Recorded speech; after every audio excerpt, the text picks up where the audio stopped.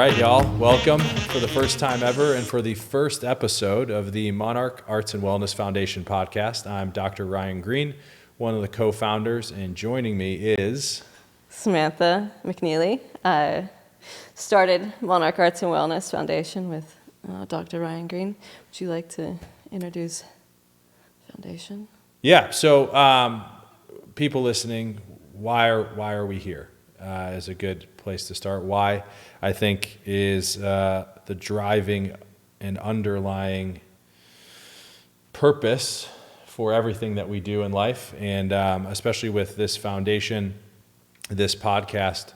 Ultimately, what we're trying to do is help have meaningful conversations that can hopefully guide people from whatever walk of life that they're coming in from, to find meaningful guidance, purpose to help promote not only their mental health, but also their physical health, and also, hopefully integrate the world of arts and creativity, and also how those work with the physical body and the mental body and the spiritual body. I think everything, in my life, I've come to the point where I've realized everything is connected.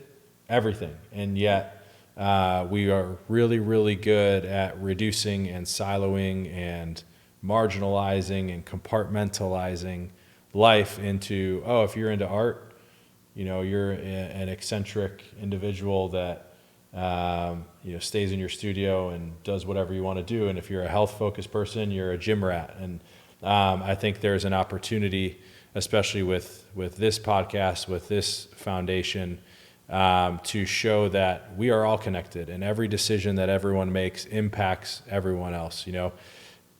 It's pun intended, like the butterfly effect, right? A butterfly flaps its wings, it can cause a tsunami on the other side of the world. That was actually one of my prompts when I applied to Northwestern, was, what does that mean to you?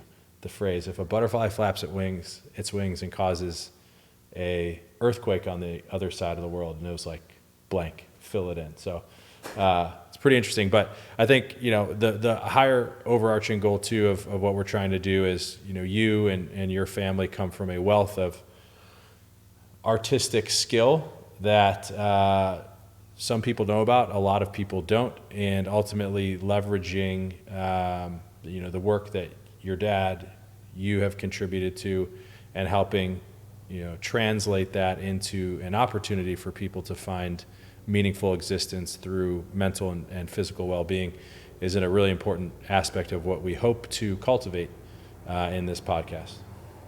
Yeah, definitely. I want to continue on his legacy. He's created a wealth of art that nobody's ever seen before, and I've been given the opportunity to kind of roll that out in my own unique way with his kind of flavor.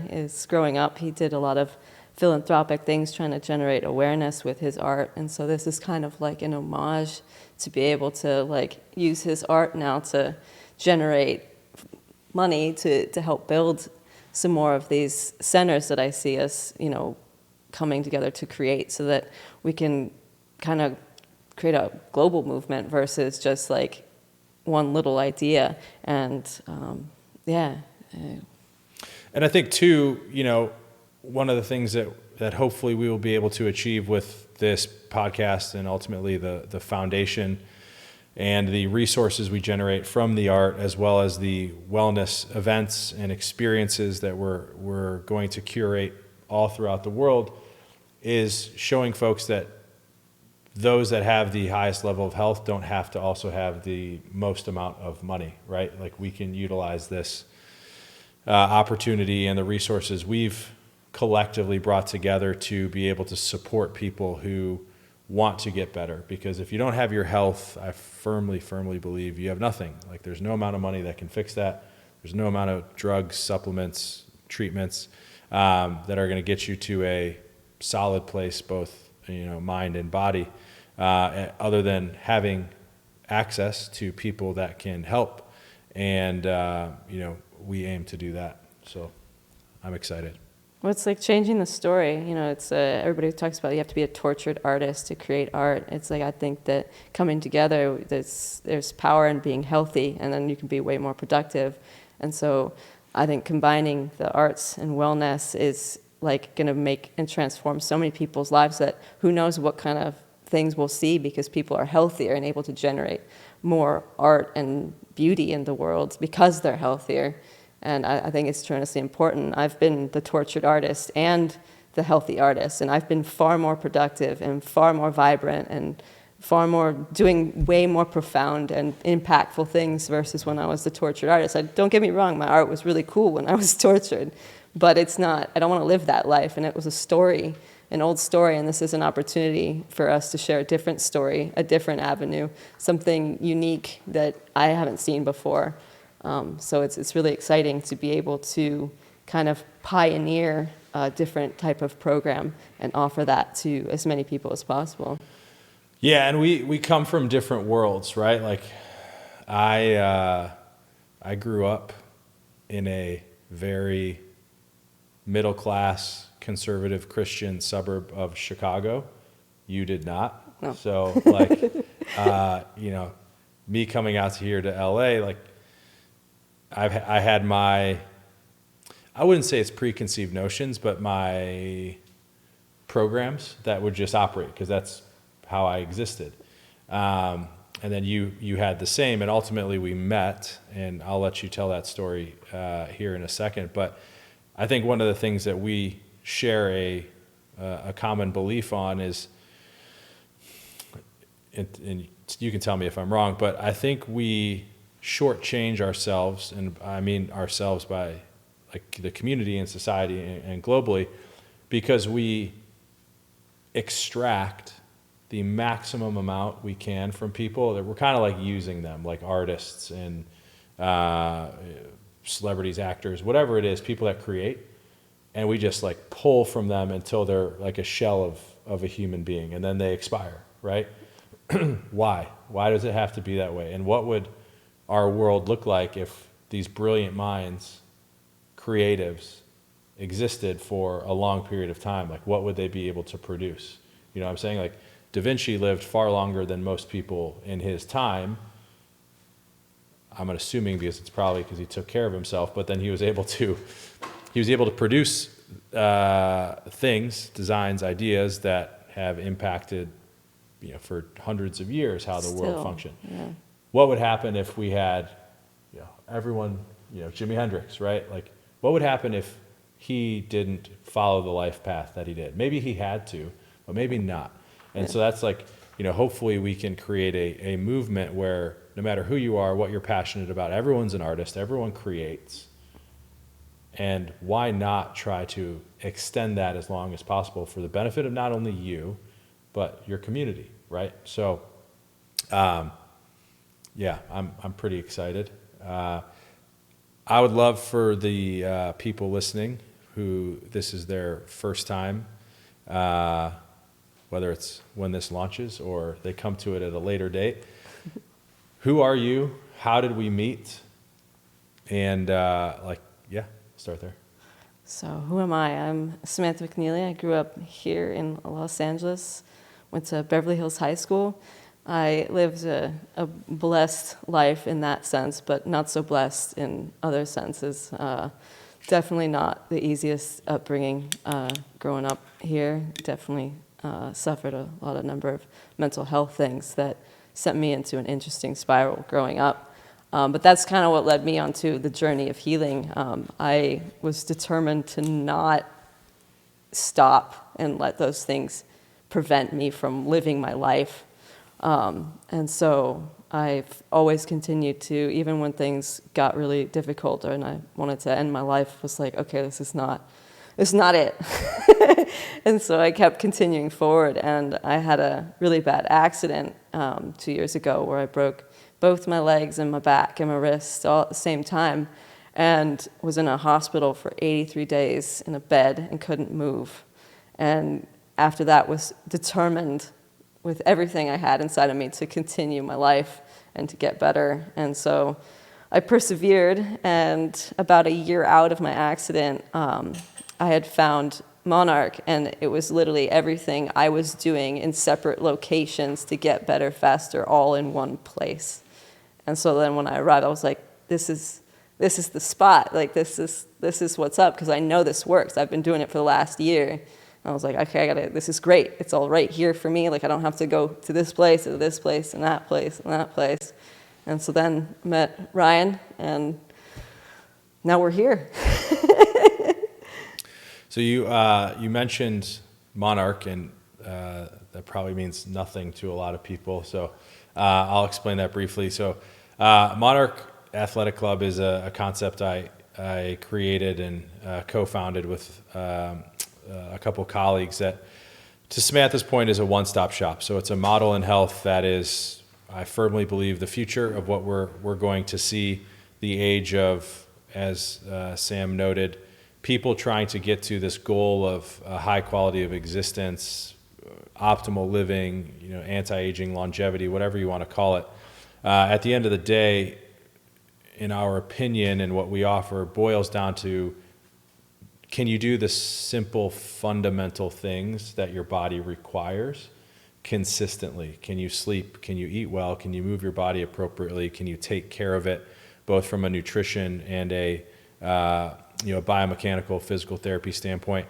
And then also, are you participating in preventive care? We have an incredibly well-developed, highly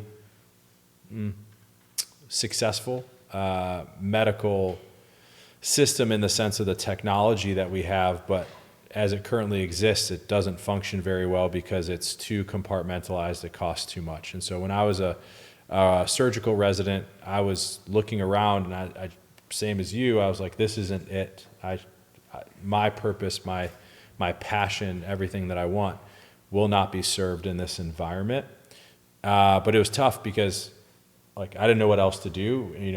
My entire existence, it feels like, was leading to this point where you finish medical school, you're finally training, and then when I got there, I was like, no one around me is healthy. I'm dealing with unhealthy people.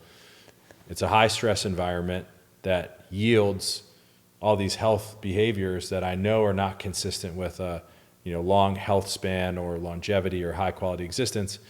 So what am I doing? Why am I burning myself out in a space that's ultimately not really yielding high quality health? So I took some time after my training, was doing some fellowships, and went to Mall of America, which is an amazing place. Been there. For what it is, and just realized that it was that light bulb moment, which was, everything is here.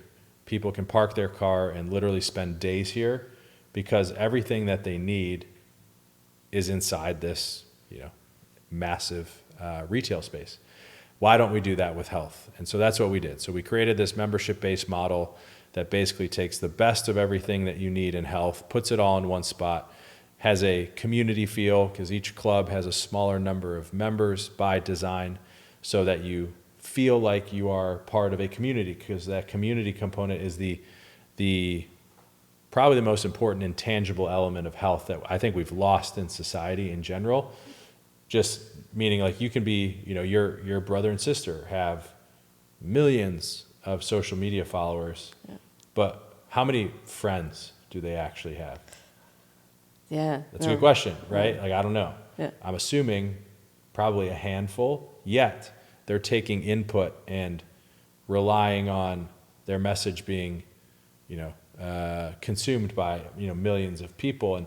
And that's tough. And I think we've lost not only our focus on taking care of ourselves from a physical standpoint, but also from a social and emotional standpoint, which is what cultures did for thousands and thousands of years, which was have smaller community sizes because people knew people, they could help people, they could take care of each other, and those cultures thrived. And now we are just massive, and although we're technologically connected anywhere at any time, I think that's impacted our both mental and physical health, which is ultimately what we're trying to help transform with this idea of the Monarch Arts and Wellness Foundation. So, the clubs are the brick and mortar aspect. We're growing, we're expanding, we're about to open our second one in a relatively short time since we launched in 2020. And ultimately, you were the benefactor of what we were doing, and so I'm grateful, number one, and two, it's just a reminder that it works, and as we say, like the answer is always simple. The simple things will get the job done, and as long as you focus on them and do them consistently, you'll get healthy. So that's my 9 to 5, so to speak. That's definitely a lot longer than that, but you know, I was actually asked the question in our team meeting the other day, is like, what am I passionate about outside of work? And I was like, nothing. I want to help people. Like I should have. I think that was passion. One of the questions that I was going to ask you. Oh, there you go. I answered it. Yeah. So literally every waking moment, I am thinking about how can I help make people live the highest quality existence that is possible. I do not care what you do, as long as it's not detrimental to your health. I think we have a joy problem. I think we have a passion problem in society. I don't think people know what they're passionate about. I don't think they know what makes them like truly happy. I think they take what's told to them and they just assume that's what I should like. And you know, part of what I hope we can achieve here is helping people tap into their passion. Yeah, well, I do when know you don't have your health, you can't. If you don't have your health, you can't. It. Because if you're not healthy, all you think about is how can I make myself feel better? And if that's all you're thinking about, then you don't really want to fucking do anything. Pardon me. There may be some swearing on this podcast. Full disclosure. I'm actually proud of myself that I haven't used bad language yet, but I'm sure it'll pop out. It's one thing about the medical space is if a doctor you know or a medical professional you know seems like they don't swear, they're lying to you. I don't know if you trust that person, because it's part of the education process. But yeah, so you know that's me, and we got a lot of goals here. This is just the jumping off point. You know, I think I'm super interested only because we haven't talked about it a ton, because we've been just so busy. Me with the clubs, you with getting a lot of this up and running. But, you know, what really was the motivating factor for you to take the steps to get this foundation started, this idea started, this podcast started? Oh, it's been a lot of years in the working. You could say it's my entire life, actually, has kind of been putting me towards this, and it's just slowly, like, the universe kind of like lifts the veil just a little bit so that I can start to see the details more clearly. So it was just, before I met you, my dad had come to me and was like, Samantha, help me out with the art. And it's not just like 20 paintings or 100 paintings, it's like 7 studio gallery warehouses full of thousands of pieces of art. And one man coming to his daughter and saying, hey, help me. It's a lot of art. A lot. And so I was like, oh my God, like, what do I do? And so, like, I've been just kind of throwing darts into the dark, trying to navigate, well, how do I, unveil something and really do him justice and his legacy justice. And so throughout all this, like, my health has been important, but also, like, the things that I'm passionate about have always been important. That's with art or with the horses, which I ride regularly. And, like, that's something that keeps me so focused and what I love. And I love helping people. And I unlock so many doors with being able to have the blessing of money to be able to pay for things that I was just, I can't just, like, if I know how to get through the maze, I can't just not tell people, like, hey, if you go left and right down that way, it cuts off a whole other part of the thing that you don't have to go do. So it's like, if I can shorten somebody's time span that they spend in that misery state just by sharing my story and what I've done, or, like, that's why generating this podcast, like, just sharing people's stories. Sometimes you hear something and you're just like, oh, you can do that? Boom, done. It's like, it saves somebody so much time. And time is, I think, the thing that is the most valuable in this world, is because that's limited, is we only have our life, and time is the most valuable thing. So anything that could help somebody save just that much time stuck in a particular thing is inherently more valuable than I think a lot of us realize. Yeah, I mean, I totally get it. It's at some point on the podcast we'll have to talk about does time exist, but Yeah. that'll be more in the psychoactive portion of the program. Yeah, man, coming from where I sit, I feel you, which is like, growing up in a world where it's very much keeping up with the Joneses and life doesn't really change that much. It's just like the same play, but with different actors.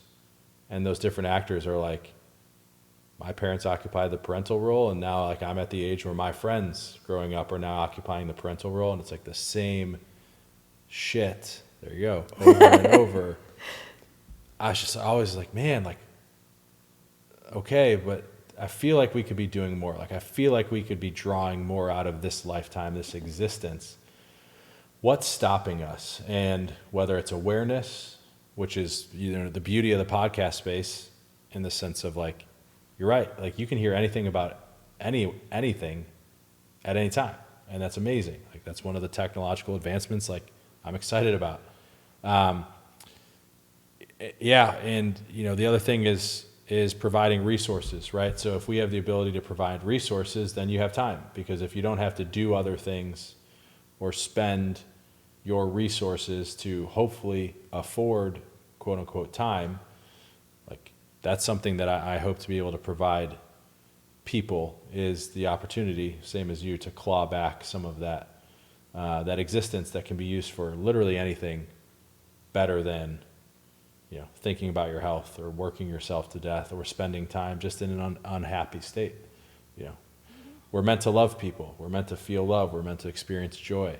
And I think most people kind of just put their blinders on because they assume life has to be a certain way because that's how it's been before them and that's how it'll be after them. And I always like to question myself, like, why? Why does it have to be that way? And, part of the genesis of, or the ethos, so to speak, of Monarch, and, part of the reason why the butterfly was chosen is this idea of it's never too late to transform. Like, it's never too late to transform. So just because you are a certain age chronologically, or you feel a certain way, or you've acquired a condition or, a disease, like, doesn't mean you can't change, like. There was something about the butterfly. You told me that it's Oh, yeah. aerodynamically unsound and it flies and it doesn't know. What does he say about it? Yeah, I don't know where this came from. I don't remember who shared it with me, but from a physics standpoint, a butterfly shouldn't be able to fly. Yeah. But it doesn't know that, so it just flies. This Okay. the thought around that is that's a trippy one, really. Yeah, it's pretty cool. Like, I don't know. Have you ever read The Rise of Superman? No. It's a really good book. We'll have to put it in the show notes. Milo, make a note on that, my man. Milo is our, what do you want to call yourself? Producer extraordinaire? I love that. Perfect. Producer extraordinaire. Yeah. You got to patch your jeans up, though. We'll have to get a picture of that. Someone damaged your jeans. No, it's just fashion. A moth. A butterfly wouldn't do that. Rise of Superman is all about flow and extremes of human performance. And there was an interesting point in there, which is like everything that was previously impossible was thought to be impossible until someone did it. And like then the all of a 4-minute mile. 4-minute mile. Like no one had broken that. And then all of a sudden, within a year, like 20-something people had done it. And there has to be a belief, and there has to be something in people, which is all good. Like someone wants to do something, and someone is always going to be the first, and they're going to be the motivated few that break through that glass ceiling, so to speak. And then it opens up a pathway for everyone. And maybe that's what we're doing here, which is like everyone knows being healthy is good. Yeah, inherently everybody, like anybody I ever come and talk to that's not healthy, you can always see when they bring up the health that it's something that inside of them they intrinsically desire. They're sensitive about it. Yeah. Isn't that crazy? Like, have you ever been to a grocery store and it's like the health food section's the small part? I'm like, what the hell is the rest of this? Why don't we have a sign in every aisle like unhealthy food, unhealthy food? Would people change their behavior? Maybe. Would we get in trouble for shaming people? In this state, probably. Have you seen the one guy that goes up to people that are in like the cookie aisle and like takes the cookies out of their hands? No. But I have to find I did him. used to eat 10 double stuffed Oreos a night. So 10? Oh, at least. Really? I was fat. 256 pounds. I was heavy. But you're also really tall. I am. I was like 5'2" and 200 pounds. That is bigger. Yeah.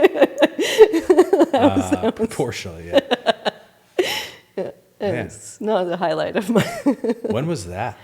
That was in middle school. That was actually when I went to go see a nutritionist for the first time. And I remember he asked me to tell him everything I ate. And that's when it dawned on me that I was just eating all day long. Wow. Good for you. Yeah. I was listening to a talk. Not that this is an obesity podcast, but it is literally the most significant problem that our country and our world faces. I saw a statistic in a call, an education session I was listening into this morning. Obesity is going to be a $7 trillion cost to our nation by 2025. That's just right around the corner, literally. It is very close. Wow. It's currently about $1 trillion to $3 trillion spend, like taking care of people. And in no way, shape, or form am I saying like, it's a lot of it's on our own fault, our society's fault. I want to be sensitive to that because it's just like the way we market foods and things like that, the way we promote and advertise to kids and like, I think we've talked about this. Remember Uncrustables? No. Oh my goodness. Milo, do you remember Uncrustables? No. It's got to be a Midwest thing. Yeah. It's basically a peanut butter and jelly sandwich that has no crust, and it's like a circle. Oh, yeah. Now I know what you're talking about. Yes. Talk about yes. Bert and- Kreischer just mentioned these, and I think there was like Smuckers, It's- and he brought them up. Yeah, it's an addiction bomb. It's white bread, jelly, and peanut butter. I'm like, it's just, but it's marketed as like this is the healthy snack for your kids after school. I'm just like, Jesus Christ, this is insane. But I was listening to this talk, and one of the things that was proposed in the kind of like the physiology of weight, for instance, is like fat is inflammatory, and inflammation is going to accelerate aging. Inflammation is going to decrease the quality of your life, and carrying excess weight for a long period of time looks like it damages our hypothalamus, which is essentially our control of many physiologic functions, but one of those things that is impacted is our sensitivity to signals indicating when we've had enough food or have not had enough food become damaged. It's like constantly spraining your ankle, but in the brain. And the longer you sustain that lifestyle, the harder it is, if at all, for that area to heal, which is why a lot of people struggle. And so, it's just interesting because What's really funny that you say that, because that's part of the things that I've had to learn how to navigate to recalibrate, right? As like eating when I'm hungry, because I used to just eat and eat and eat, that like all my signals got all crossed and wired wrong, so that like my whole life it was just like, do I eat now? Am I hungry? Like I'm just gonna eat all the time, and then using food to like pacify emotions. So then it's just because you're in like this uncomfortable state of like chaos. It's wild. It's not an easy road by any means, though. No. But so I know you had some questions, some things that you wanted to get out there to help people who are listening kind of better understand us, our goals.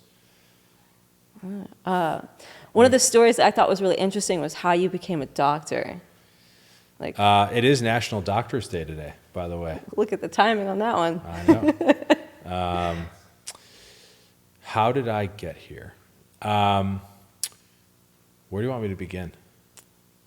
Well, you were at the golf course. Oh, yeah. Yeah. I'll go earlier than that. So growing up, my neighbor was a cardiologist, great guy, and he used to drive his son and myself to school because walking a mile was too difficult. There you go, contributing to some of the health issues we have. But he asked what I wanted to be when I grew up, and I didn't know. I was probably about 9. And he just said, well, I was like, maybe a physician. He's like, yeah, if you didn't know from like your earliest memory, the field is not for you. And I remember that because I remember that conversation. I remember the smell of the car. It was a Cadillac. And I remember sitting in the back. And I was like, oh, that's too bad. Maybe medicine's not for me. So I let it go. And I loved dolphins. And so I thought marine biology was my thing. Only because I thought it was cool and I could potentially work with dolphins. So that's kind of where I focused, like the science pathway. And then when I was working at a golf course in high school, and a young golfer got hit in the head by his buddy on accident with a iron, like probably like a 7-iron or a 9-iron. Actually, I retract that statement. It was a 3-wood because I remember seeing it covered in blood. Long and short, it impacted on his frontal bone and completely crushed it, like down to what I now know is the dura, basically the coating of the brain. And his buddy, who was, these kids were probably 7, like ran in frantically and was like, so-and-so's hurt, so-and-so's hurt. And I thought, because, oh, these kids, like they're covered in skittle residue, like maybe they got stung by bees, because it's, summertime and there's a lot of trees and things out there. And so I ran out and I was like, oh my God, like this is bad. This kid had a dent in his forehead. Like I could see his brain. And in that moment I was like, what do you do? How do you fix this? What happens next? Didn't get nauseous, wasn't afraid. I just wanted to know how to help. And, obviously, I wasn't able to do anything then other than call 911. But from that point forward, I took every opportunity, internship, to learn. And then, obviously, college, my academic career was thus adjusted to focusing on health. And eventually went to med school in Denver, and then did my residency out at Dartmouth and Mayo Clinic. And as I mentioned before, I kind of fell out of love with the traditional hospital way of being. And so after I did my fellowship at Mayo, as I was coming up with the idea for Monarch, did a fellowship with at University of Arizona with Dr. Andrew Weil, who's kind of the founder of integrative medicine, nutritional medicine. Is very, very well known, wonderful, wonderful guy. And so I spent 2 years out there learning from him and with his program, and really helped me appreciate the need to be able to understand different types of medicine, different ways to approach a problem, because we have 8 billion people on earth. Everyone has their own opinion. Yet when people are sick, it's like you go to a place that thinks one way and offers you one route. But that doesn't work for everyone, or they don't want to do it that way, or they heard about something else that they want to try. So I've really been blessed in terms of how I'm able to practice now, because I have a larger armamentarium, so to speak, of tools that I can pull and levers that I can pull to help treat people. And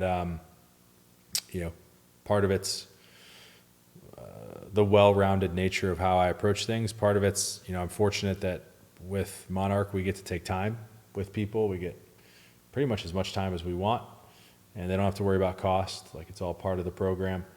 So we can really get down to what's really bothering people, what's really causing them to become or progress into a state of disease or dis-ease.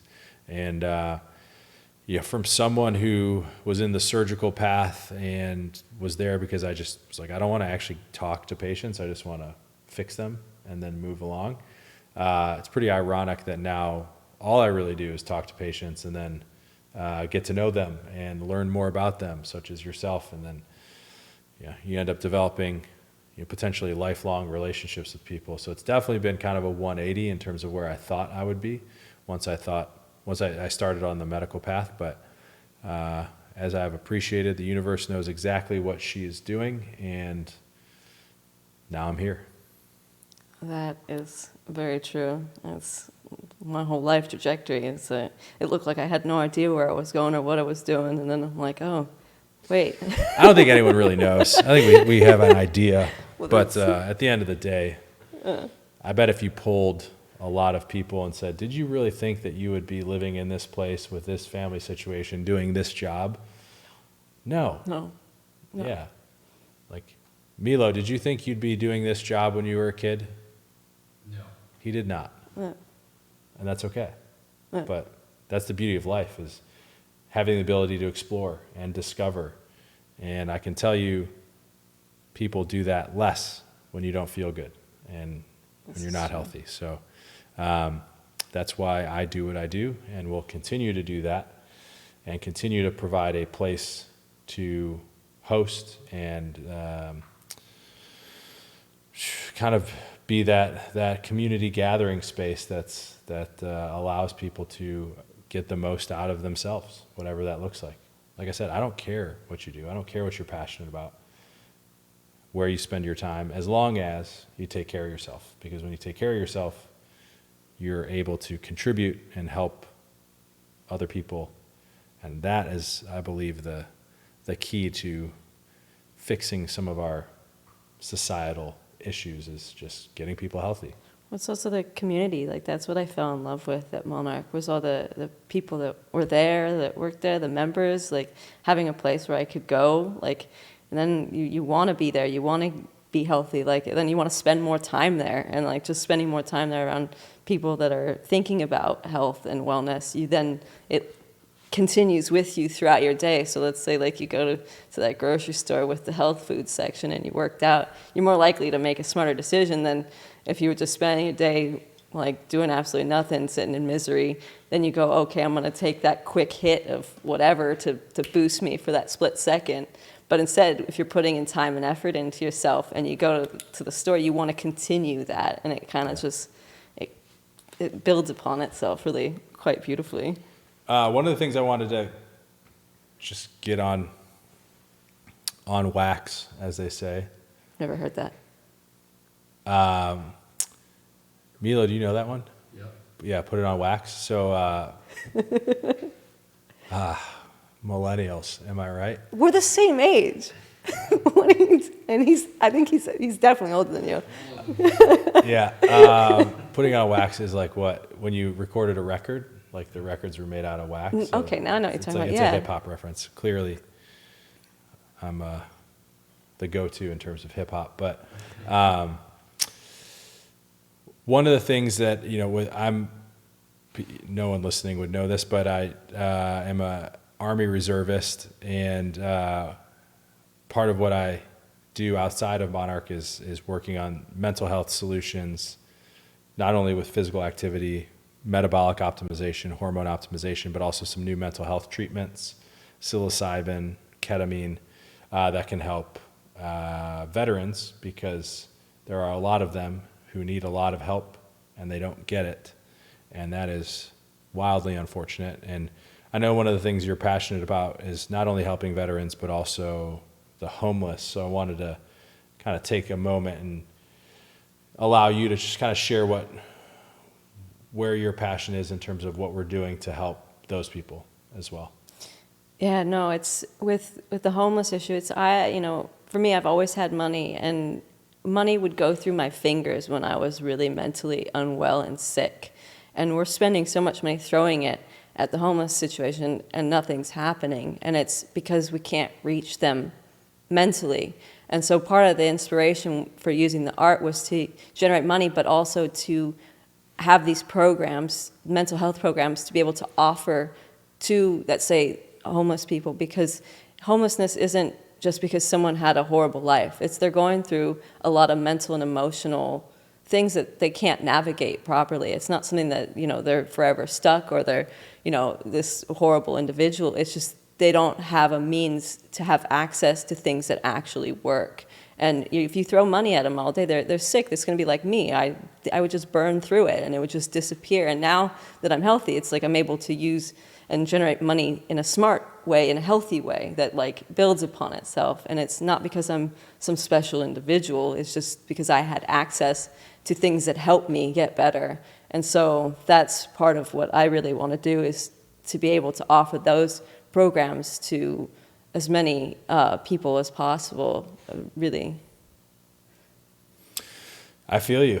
Like, I thought, yeah, I wrestle with it on a daily basis. I live in Santa Monica. It's crazy.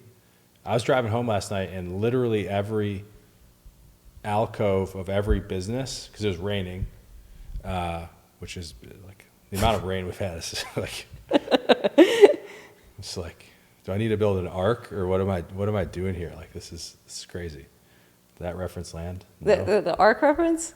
Yeah. Or, yes. I promise I'm funny. I really do. I don't know. Maybe, okay. It's all good. Not everyone lands. You know. But I was driving home last night, and literally every alcove there's someone sleeping in it. And I'm just like, wow, this is big. And same as you, I'm like, how do you fix it? And again, like, these people, they need help. And, food and shelter absolutely are necessities, but also, like, how can we help these folks, again, get healthy, reconnect with what lights them up, gives them purpose, fuels their passion. And, right now it's just trying to keep them out of harm's way and out of harming other people. And that's not a sustainable long-term solution. So, hopefully what we can do with this idea, this movement, this foundation is to offer, like, legitimately helpful and also scalable opportunities to provide those people with support. Yeah, I grew up with somebody very closely who's now actually a homeless individual that I ran into while driving and getting off the freeway. It was incredibly heartbreaking to see Talk about a him. dichotomy of you and that person. Literally, he was like a brother. Like, we grew up like so close to each other, and seeing him, it was just like, I was just like, oh my gosh, like my heart just sank. It's because like that could have been me, but my parents were different, and they chose to continue to help me, and I was able to find the things I needed to find in order to turn my life in a different direction, because we were both headed in the same direction. Like, it's just, I found a left and he went right, and, just seeing him, like, it was, I felt helpless, like, at the time, and I couldn't do anything for him. Like, and so now it's just, part of me is like, I want to do this because, like, that's somebody else, like, everybody on the street, that's somebody's baby, that's somebody's friend, that's somebody, some member of somebody's family at some point, and so, like, it's definitely something that I just can't sit back and do absolutely nothing and just allow it to get worse, because getting worse, like, it's not getting better. Yeah, I mean, I think, as I mentioned earlier in this podcast, like, doesn't matter where you are, what country you're in, everyone's actions have an impact on everyone else, indisputably. So, some things are more noticeable, others are not, but ultimately we are all responsible for being stewards of maintaining a beautiful world, a wonderful existence. And you're right, it's just like, I don't know if we could be further from that right now in terms of not being bothered by other people, or that's not my problem, or whatever, the government will take care of it. It's like, we are too big to, like, try to wait for other people to fix a lot of these things. Like, we have to take ownership of it ourselves. And if you don't feel well, if you're not taking care of yourself, you're not going. It's the last thing you're going to think about is other people. So, yeah, I really do believe that we will have a big impact through the many different vehicles and cool experiences that we will execute as part of this journey together for however long you'll have me. Hopefully for a while. But I'm super excited, and so for everyone listening, if you have anyone has an interesting story, a cool story that feels it needs to be shared, like, let us know, you, me, and hopefully we can get people on here to start creating those conversations that really help impact globally. Yeah, that's the goal. It's the goal. You got anything else? I got lots, but anything pertinent? We've got a lot of time. Yeah, no. Meaning like It, episodes. I could go for hours. I enjoy this. I've literally been practicing actually before we even got here, because something inside of me years ago was like, start talking to yourself in front of a camera and a microphone and a computer, and just keep talking about what you're doing and what's going on. And I'm glad I listened. I'm glad as well, because I don't know if I could carry this for years.